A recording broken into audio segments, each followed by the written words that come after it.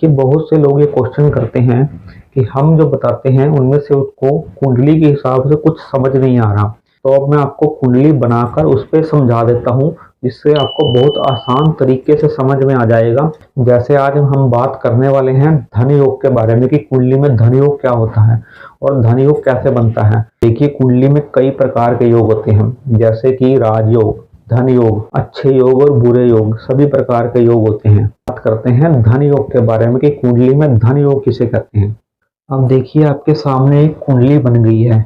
इस कुंडली में पहला भाव जो है वो ये होता है, इसको लगन भी बोलते हैं।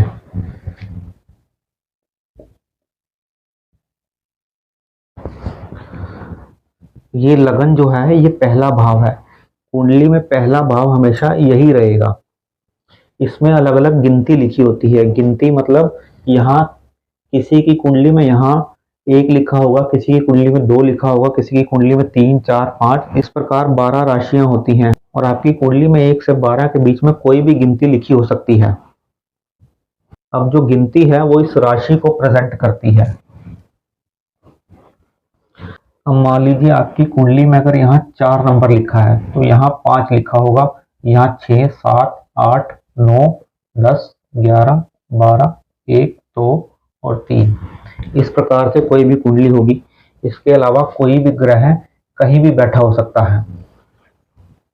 अब हम देखिए कि धन योग कैसे देखते हैं।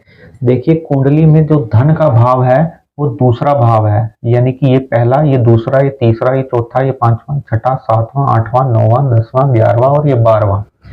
इसमें ये जो ये भाव है, भाव हमेशा यही रहेगा। गिनती कोई भी हो सकती है, उसमें राशि कोई भी हो सकती है, लेकिन भाव हमेशा यही रहेगा। धन भाव का स्वामी, अभी देखिए अब लगन में 4 नंबर है तो 4 नंबर का स्वामी होता है चंद्रमा। आप यहाँ से मैंने लिखा हुआ है, यहाँ आप स्वामी देख सकते हैं कि कौन सी राशि का स्वामी कौन है।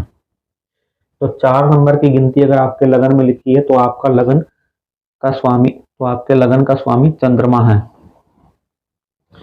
तो 5 नंबर यानी कि दूसरे भाव का स्वामी सूर्य हो गया, यानी कि 5 नंबर सिंह राशि का स्वामी सूर्य है।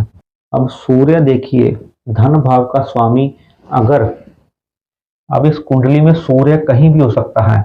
अगर सूर्य आपकी कुंडली में, अगर आपकी भी कर्क लग्न की कुंडली है तो यहाँ 5 नंबर लिखा है, तो आपके धन भाव का स्वामी अगर या तो नवम भाव में, ये नवम भाव है, किसी भी कुंडली का नवम भाव हमेशा यही होगा, गिनती कोई भी हो सकती है। नवम भाव में, दसम भाव में या एकादश भाव में, यानी कि इस कुंडली में अगर सूर्य नवम, दसम या एकादश भाव में आ गया तो ये मान के चलिए कि आपकी कुंडली में धन योग है, क्योंकि नवम भाव भाग्य का भाव है। इस भाव में अगर धन भाव का स्वामी आ गया तो आप अपने भाग्य से पैसा कमाएंगे। और दशम भाव जो है वो कर्म का भाव है।